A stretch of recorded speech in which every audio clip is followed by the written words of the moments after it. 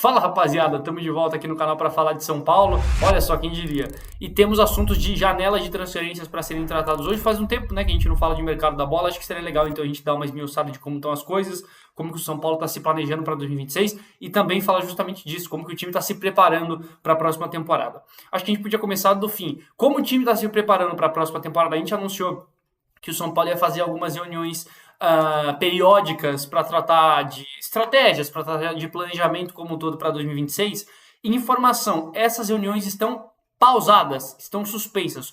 O São Paulo não vai voltar a fazer reuniões de planejamento antes do encaminhamento do Campeonato Brasileiro. A palavra é fim do Campeonato Brasileiro, mas o que eu escutei, honestamente, é que se a situação do Campeonato Brasileiro ficar muito encaminhada, faltando poucas rodadas, então assim, resumindo, né? Se o São Paulo claramente não for para a Libertadores, não tiver chance de ir para a Libertadores nas últimas rodadas, o São Paulo já pode começar a se preparar financeiramente, né? Já consegue fazer um planejamento um pouco mais robusto e um pouco mais claro para 2026. Nessa situação, essas reuniões poderiam voltar antes do fim do campeonato, mas a palavra é de que isso aí deve acontecer depois do certame nacional, que vai até o dia 5, até o dia 12 de dezembro.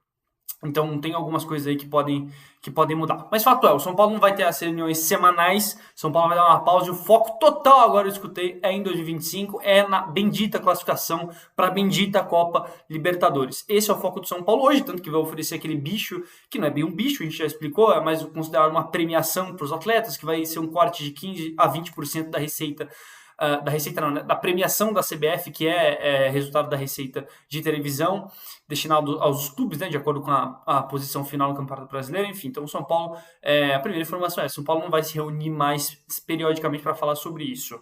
E acho que isso aí não é informação, mas é uma dedução, isso aí também pode respingar um pouco, porque o time não tem uma diretoria de futebol acertada para a próxima temporada. Isso porque o Rui Costa está muito na mira do Grêmio. Ainda não houve uma proposta oficial do Grêmio, mas já há um interesse declarado por parte do Dorico Roman, que é o futuro presidente do Grêmio, que ganhou a eleição agora no último sábado, com o Rui Costa, desejo pelo Rui Costa. O que eu escutei, por enquanto ele não falou absolutamente nada sobre isso para o São Paulo, e o São Paulo segue contando com ele para a próxima temporada, mas o São Paulo entende que o negócio é bem volátil e pode mudar a qualquer momento, tanto que agora a cartada para tentar acertar a permanência do Rui, que é um desejo muito grande do Júlio Casares, do presidente, é oferecer um aumento, né? Aquela reestruturação de contrato que a gente falou nesses últimos vídeos, falou na live de segunda-feira com o Alexander Vieira, inclusive, pequeno parênteses, toda segunda-feira, agora às 7 horas, tem live com o Alexander Vieira aqui no canal dele. Obrigado a todo mundo que acompanhou. Próxima segunda-feira tem mais. E o São Paulo vai utilizar isso como cartada. Não é uma renovação de contrato, porque o contrato manteria-se até o fim do ano que vem, que é quando termina a gestão do Casares. Mas seria uma reestruturação. Em linhas gerais, seria um aumento para o Rui Costa se ele quiser ficar. São Paulo entenderia que se ele aceitasse isso, seria como se fosse um aperto de mãos simbólico.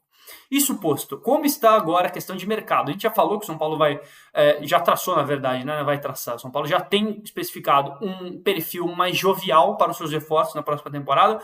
O Belmonte, no evento da FPF de terça-feira, falou um pouquinho sobre isso, disse que espera de 2 a 3 chegadas. É lógico que a situação do Oscar também pode mudar um pouco essa situação. Se o Oscar resolver se aposentar, pode ser que o São Paulo precise ir atrás de mais um meio articulador. Mas o atual São Paulo deve ficar nessa média de 2 a 3 jogadores. Algum deles de grife?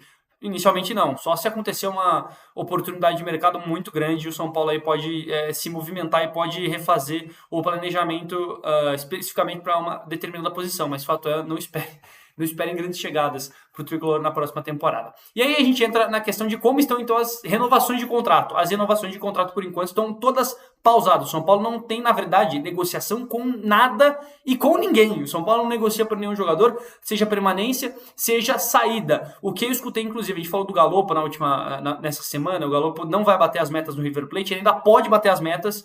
Até uma dúvida assim, mas deixando muito claro, o Galopo ainda pode bater as metas, só que a informação que a gente trouxe é ele não vai bater, porque o River já tem por definido que não deseja comprá-lo por 3,2 milhões de dólares, que é a cláusula de permanência dele no empréstimo com o São Paulo.